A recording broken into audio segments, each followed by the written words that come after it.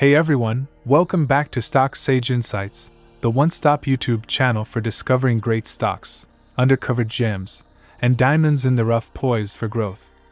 I'm your host, Sarfaraz, and today, we're diving deep into the financial world of the Alamo Group. If you're not familiar with this company, stay tuned because you're about to be blown away by this powerhouse in the manufacturing sector. From mowers to snow removers, Alamo has its hands in everything. It's got a strong history, a resilient business model, and a promising future. In our exploration today, we'll look at their journey, their growth, and the unique challenges they've faced. We'll also examine their earnings and the role they play in the wider economic landscape. And as always, I'll share my thoughts on their stock performance and what it might mean for savvy investors like you. So sit tight, grab a cup of coffee, and join me as we delve into the fascinating world of Alamo. Don't forget, the insights you gain here could help you uncover your next big investment. Let's get started. Now, if you're thinking, wait, what? Who? Buckle up, because Alamo Group is a big deal when it comes to maintenance equipment that's managing public and private infrastructure, natural vegetation, and industrial facilities. I'm talking about mowers, street sweepers, hydro-excavation equipment, snow removers, and so much more. These heavy-duty machines come from none other than Alamo's 28 manufacturing sites spread across North and South Americas, Australia, and Europe. They operate through two core segments. We got the vegetation management, or VM, making up around 60% of their revenue, and industrial equipment, or IE, for the remaining 40%. Now, where is Alamo's stuff going, you ask?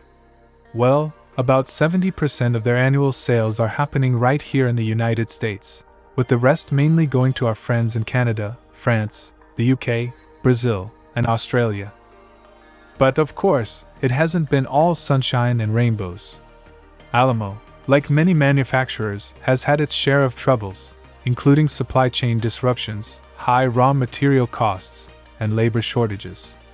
And it's the industrial equipment segment that's taken the hardest hit, especially with delays in getting those oh-so-important chassis deliveries. But guess what? Despite these hurdles, Alamo has been killing it with persistent earnings growth. That's the spirit, right? And just wait until you hear this. In their first quarter, Alamo blew the roof off with a 13.7% increase in net sales, reaching a record-shattering $411.8 million.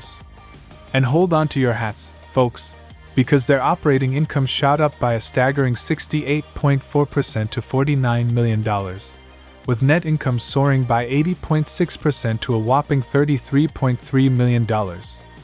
I mean, wow! Alamo is putting on quite a show. Now, how did Alamo get here, you ask? Well, through a mix of organic growth and some smart acquisitions, the company has expanded substantially over the years. And guess who they cater to? Everyone from government bodies to private sector entities, which has earned them a rock-solid reputation, especially here in the US. Another cool thing about Alamo? Their customer base is super diverse, with no single client contributing more than 10% of its revenues. And here's the cherry on top. A lot of their industrial equipment product lines serve government customers, who are usually more financially stable than independent contractors or commercial clients. So, what does this mean?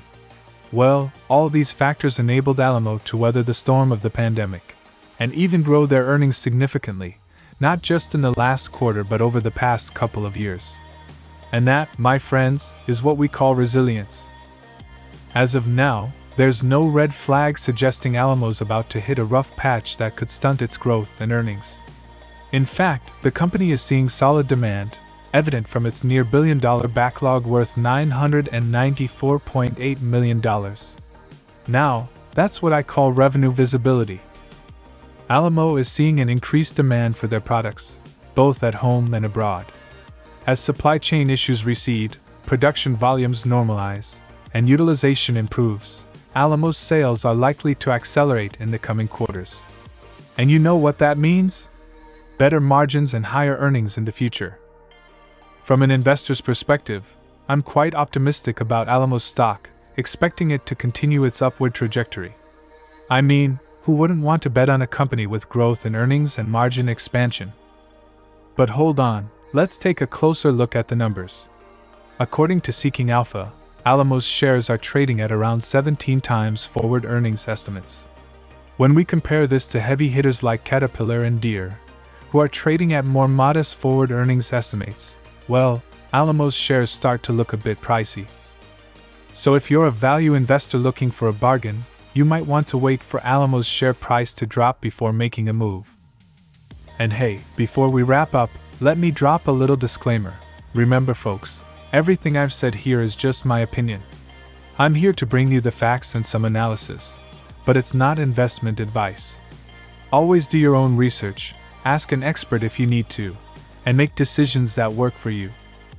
After all, you're the one in charge of your financial future. Alright folks, that's it for today. I hope you've enjoyed our deep dive into Alamo Group. If you did, smash that like button, and don't forget to hit subscribe to stay updated with all our latest content. But wait, there's more. If you want to get even more involved in our community, head over to my Twitter where we keep the conversation going. And for those finance enthusiasts out there, check out my in-depth articles on Seeking Alpha where we get down to the nitty-gritty financials.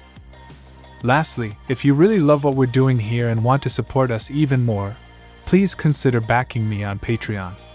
Every bit of support helps to keep these videos coming your way. Alright then, remember, stay savvy and keep investing smart. Catch you in the next one.